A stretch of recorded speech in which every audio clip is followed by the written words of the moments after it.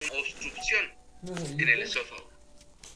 La principal función del esófago es la de llevar alimentos al estómago, pero vamos a tener que puede llegar a tener una obstrucción. Puede ser física o también puede ser funcional. Si es física, puede ser porque el paciente o niño, más que todo ocurre las obstrucciones físicas en niños, puede ser porque tal vez tragó algo o es un niño muy pequeño de 1 a 2 años y puede llegar a obstruir lo que haya tragado o haya comido, ¿no? Puede ser por alimenticio, algún objeto extraño, más que todo lo que son las uvas, pueden ser, también se ha visto que pueden ser lo que son las salchichas, estos alimentos que pueden tener un diámetro grande, llegan a obstruir lo que es el esófago en personas que son pequeñas. Luego vamos a tener lo que es una obstrucción funcional. Bueno, esto puede ser más que todo por alteraciones en lo que es el peristaltismo y en la coordinación después de tragar. Entonces tenemos esas dos, ¿no? Ahora, en las congénitas, alteraciones congénitas, vamos a ver una que no es tan congénita. Esta ocurre y puede ocurrir también en la edad adulta. Puede aparecer, mayormente aparece en personas arriba de los 50 años. ¿Y cuál es esta? Es el divertículo de Schenker. Cuando nosotros hablamos de divertículo, porque vamos a hablar de divertículos en bastantes ocasiones en la parte intestinal, vamos a tener el divertículo de Merkel, pero este es el divertículo de Schenker. ¿Ya? ¿Qué es un divertículo? Un divertículo no es nada más y nada menos que una evaginación. Una evaginación, sabemos, ¿no? Por histología que es una invaginación, algo que va para adentro, y una evaginación, algo que protruye hacia afuera, ¿no?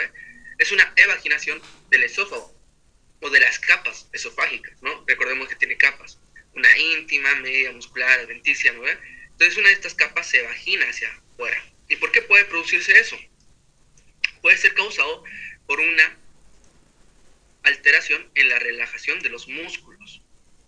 También recordemos, vamos a tener la túnica muscular en lo que es el esófago, vamos a tener la túnica íntima, bueno, la túnica muscular va a estar compuesta por una fibra circular, que es la interna, y una longitudinal, que es la externa, ¿no? Tiene dos fibras musculares el esófago, todo el tracto digestivo. Cualquiera de esas dos fibras puede llegar a tener una alteración y puede producir que se evagine el esófago o una porción del esófago, ¿no? Y también puede ser producida por una evaginación o una alteración en la relajación del músculo cricofaringio. ¿Cuál es el músculo cricofaringio? Es este, lo que estoy señalando, lo que estoy pintando. Este es el músculo cricofaringio. Entonces este músculo puede llegar a tener una alteración en la relajación y por lo mismo puede producirse lo que es una evaginación y salir. Ahora, ¿qué es lo malo de este divertículo de Schenker?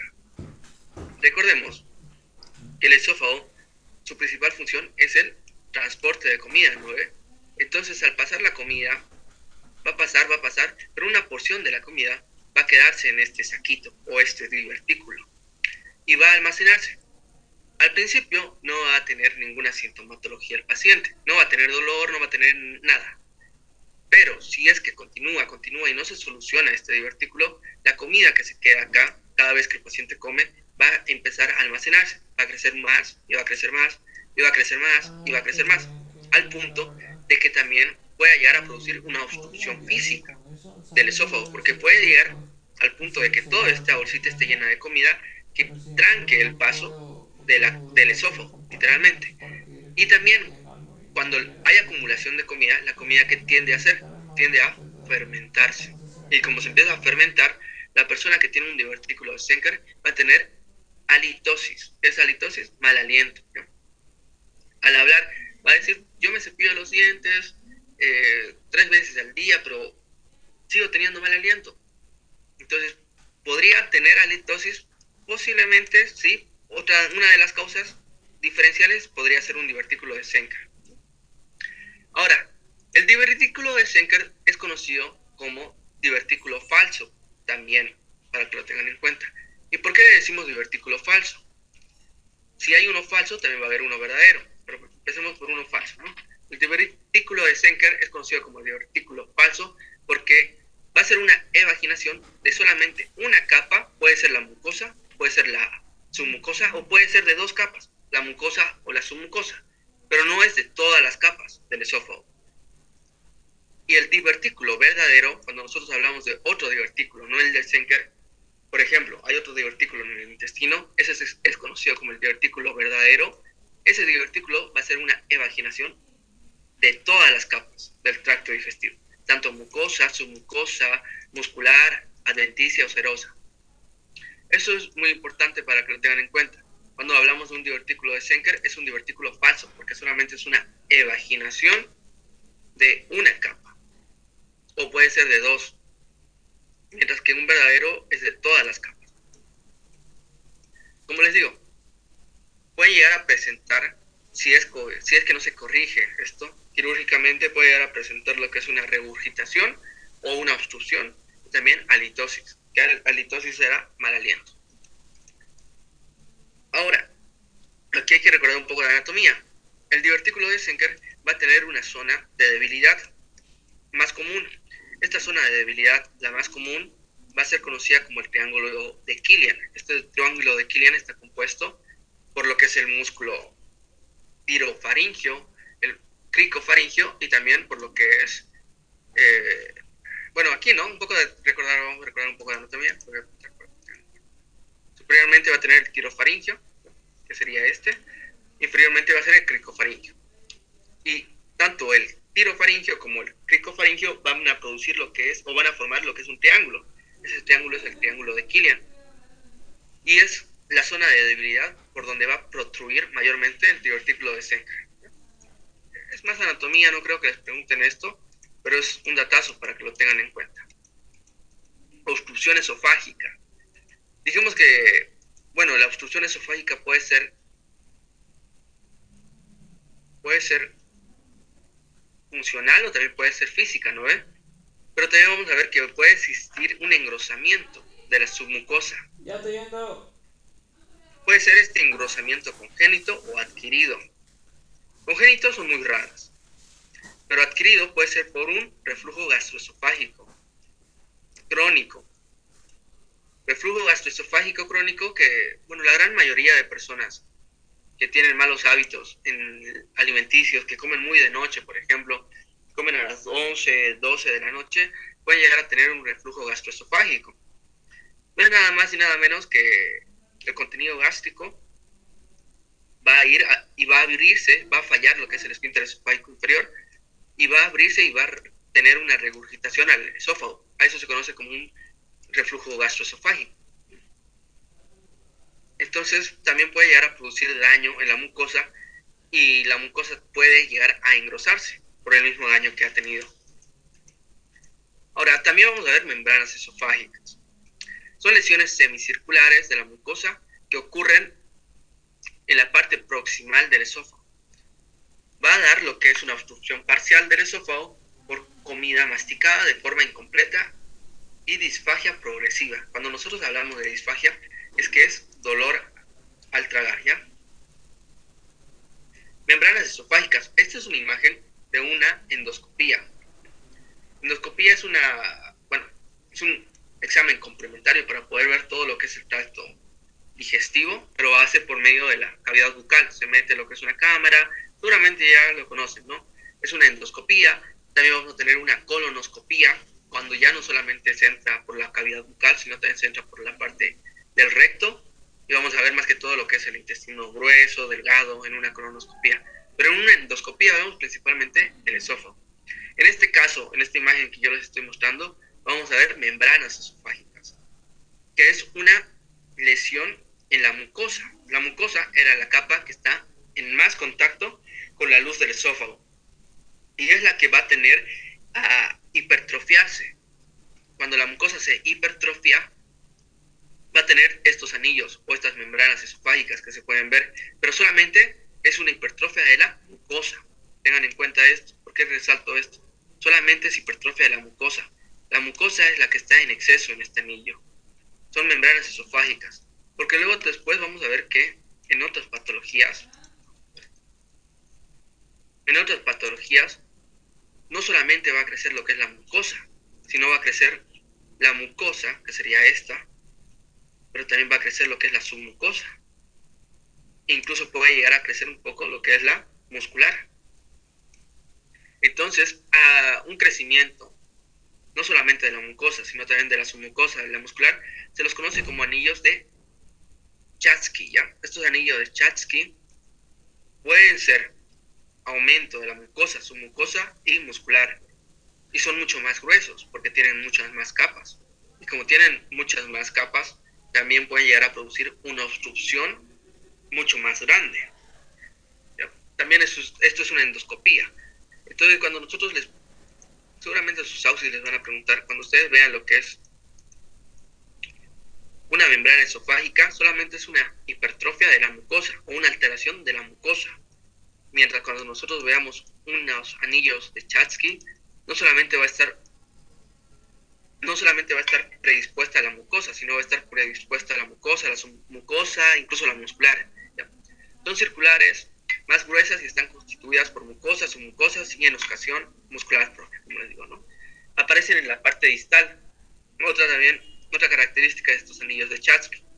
Aparecen en la parte distal. ¿Cuál es la parte distal? Tenemos el esófago, ¿no? Tiene 3 porciones. Una superior, una media y una inferior. La parte distal sería la parte inferior. Los anillos de Chatsky tienen más predisposición en la parte inferior del esófago, mientras lo que son las membranas esofágicas tienen más predisposición en la parte superior del esófago o esófago proximal. Tengan esas cosas bien en cuenta porque el doctor Sangüesa les preguntan estas cosas. ¿Ya? Estas cosas son muy importantes. En el primer parcial vimos bastantes tetradas, ¿no? Una tetrada, por ejemplo, la tetrada de Celso. Aquí vamos a tener una triada. ¿Cuál es la triada? La triada de la calasia. ¿Qué es la calasia? Vamos a verla más adelante, pero veamos bien la triada de la calasia.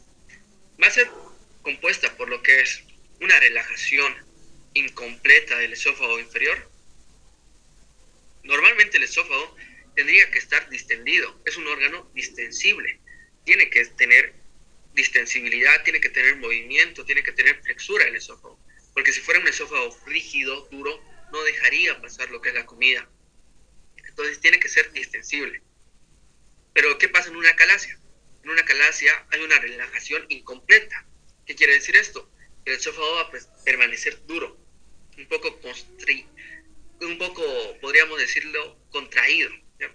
Después de eso vamos a tener lo que es aumento del tono del esfínter esofágico inferior. El esfínter esofágico inferior, que sería esto, va a ser compuesto por una porción mayor de músculo liso.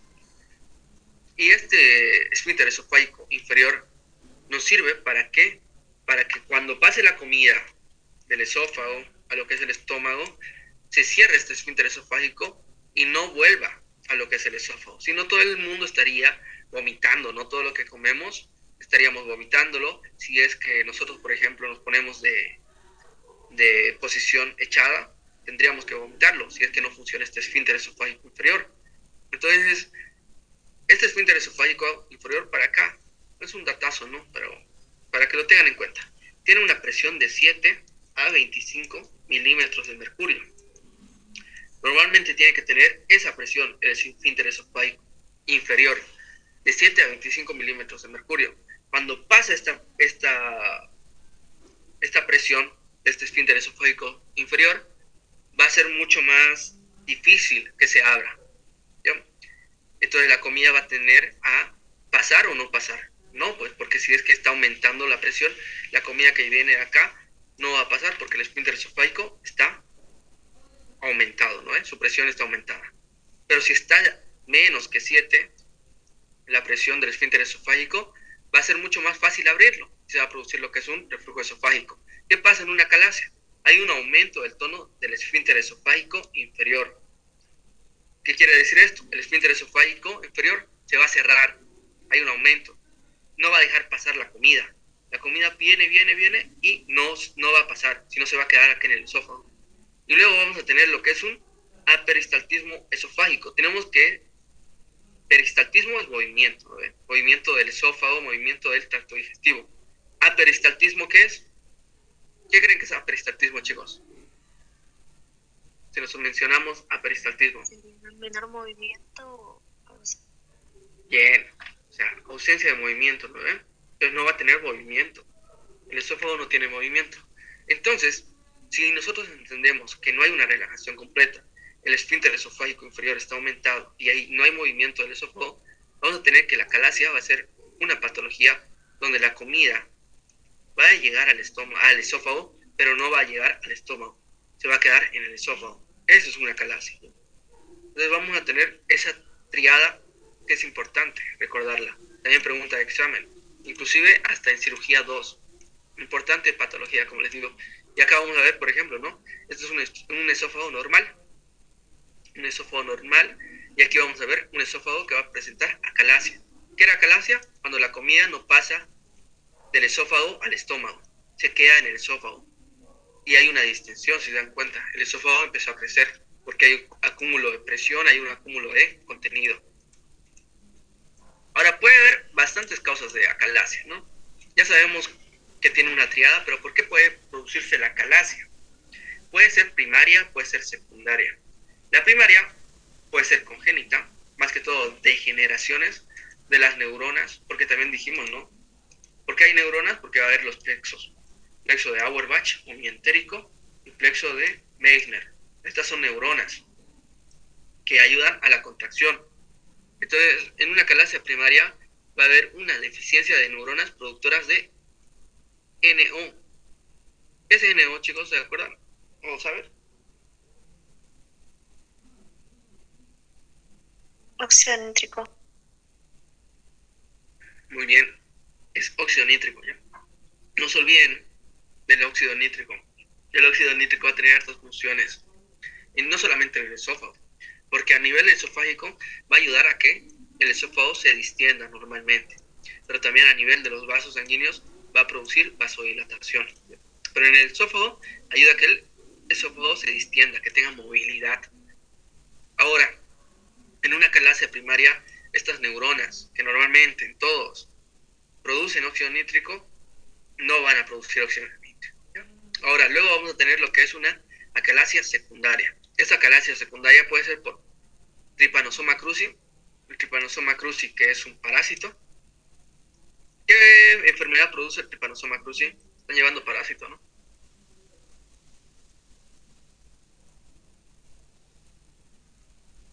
¿Cuál es el Chagas? Exacto. Megacolon chagásico, megacolon chagásico y megasófago chagásico.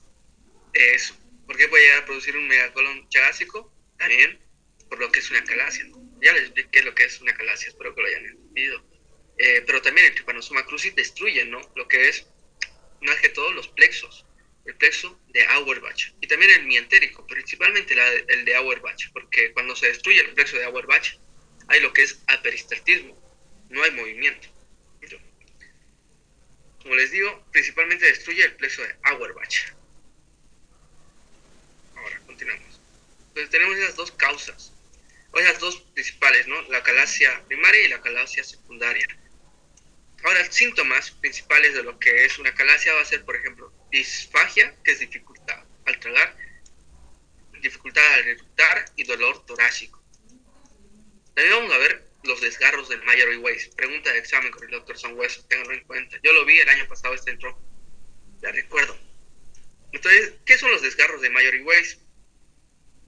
Como les digo, una persona cuando come algo mal o se intoxica tiende a lo que es a vomitar, ¿no?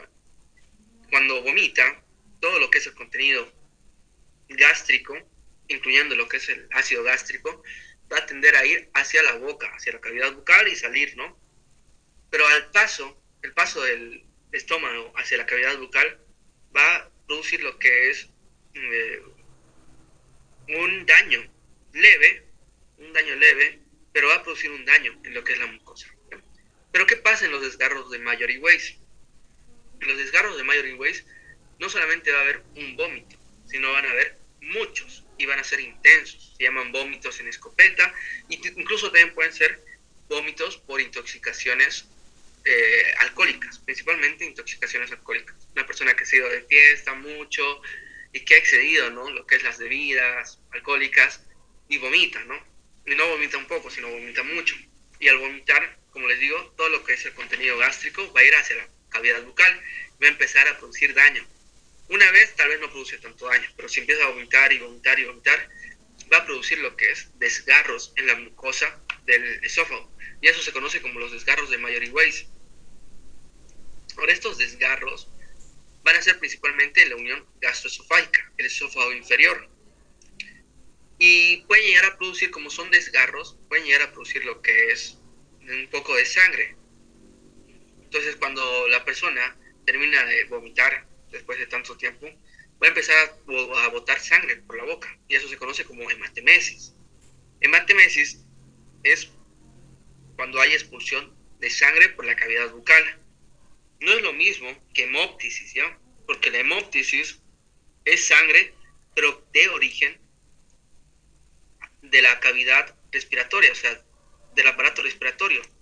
La hemóptisis es de origen respiratorio. La hematemesis es de origen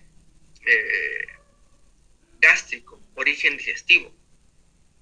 Ahora, nosotros vamos a conocer una hematemesis, si es de las vías digestivas altas o vías digestivas bajas, gracias a lo que es un ángulo. Y ese ángulo está en el intestino, el ángulo de Treitz. Este ángulo está justamente en el intestino delgado. Este ángulo es el que divide las vías digestivas altas y las vías digestivas bajas. Si nosotros tenemos una sangre color rojiza, rutilante, clara, podríamos decir que es una sangre que viene de las vías digestivas altas. Ahora, también importante, si es que va a ser hematemesis, es importante ver que también tenga restos de comida, porque la cavidad bucal es principalmente para lo que es el transporte del alimento. Y si es que ese hematemesis de la cavidad bucal, va a tener restos de comida, microscópicos aunque sea. Y también eso diferencia de lo que es la hemóptisis. La hemóptisis no tiene que tener restos de comida. La hemóptisis dijimos que era de la cavidad respiratoria, de los pulmones, de los bronquios. En la hemóptisis vamos a encontrar aire. En la hematemesis no tenemos que encontrar aire.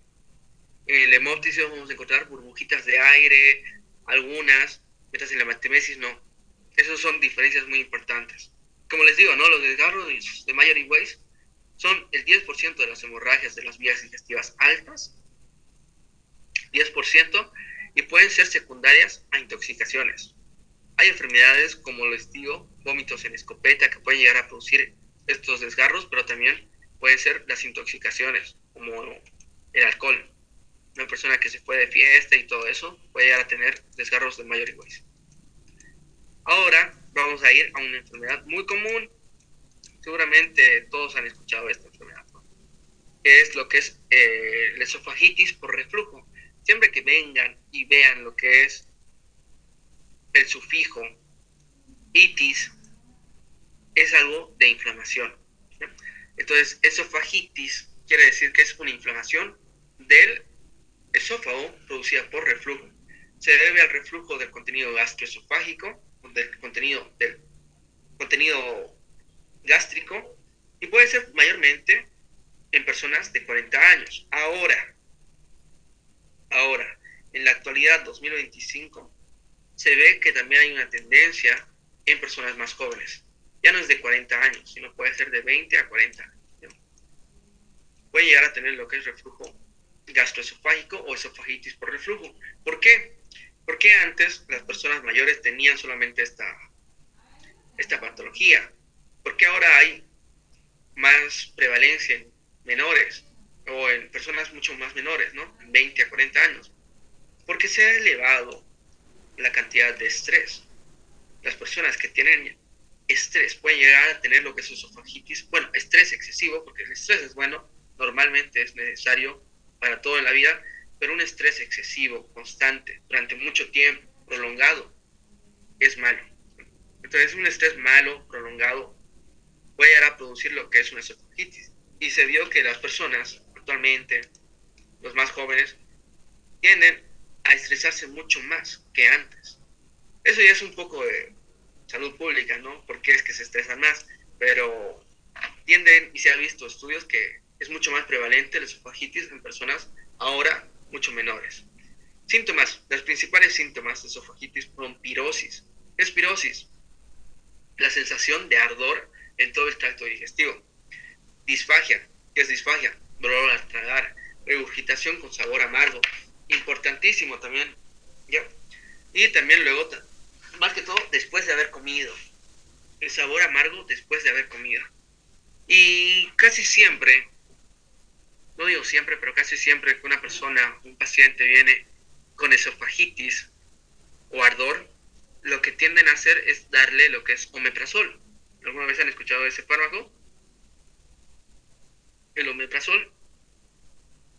El omeprazol no es nada más y nada menos que un inhibidor de las bombas de protones, que van a ayudar a que se reduzca la producción de ácido clorhídrico o ácido gástrico, ¿no? Pero también, como todo fármaco, tiene su lado adverso, su reacción adversa, y vamos a verla más adelante. Pero casi siempre se le da lo que es un inhibidor de la bomba de protones. Ahora, lo malo de la esofagitis es que si es que no se trata y se deja por mucho tiempo, puede llegar a desarrollar lo que es un esófago de Barrett. Este esófago de Barrett es una complicación de la esofagitis crónica por reflujo. Dijimos que el contenido gástrico es corrosivo.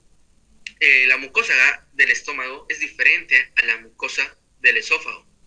El esófago tiene un epitelio plano, mientras que el estómago tiene un epitelio cúbico. Entonces cambia, ¿no ve? Incluso la forma del epitelio cambia. Y la función del epitelio también cambia.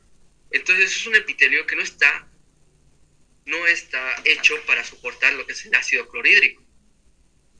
Y cuando hay esofagitis por reflujo, va a empezar a dañar este epitelio. Este epitelio, que normalmente es simple, plano, estratificado, va a cambiar y se va a convertir en un epitelio cilíndrico. Cuando cambia el epitelio escamoso a un epitelio cilíndrico, se lo conoce como esófago de Barrett, y eso se conoce también como metaplasia. Una metaplasia es una antecesora ¿de qué? De una neoplasia, de un cáncer. Y el esófago de Barrett va a estar relacionado con ¿qué cáncer? Con el adenocarcinoma. El cáncer más común relacionado con el esófago de Barrett es el adenocarcinoma. Ahora, ¿todas las personas que tienen esófago de Barrett van a desarrollar un adenocarcinoma? No. ¿Ya? No. ¿Por qué? Porque ahí viene lo que es la epigenética, algunas cosas más que tienen que intervenir para que se forme cáncer, pero sí, puede llegar a tener un esófago de Barrett predisposición a un adenocarcinoma. Chicos, va a terminar la reunión, vuelven a ingresar para terminar el tema ya. Falta solamente estómago y muere. No es tan largo este tema, es corto. Vuelven a ingresar.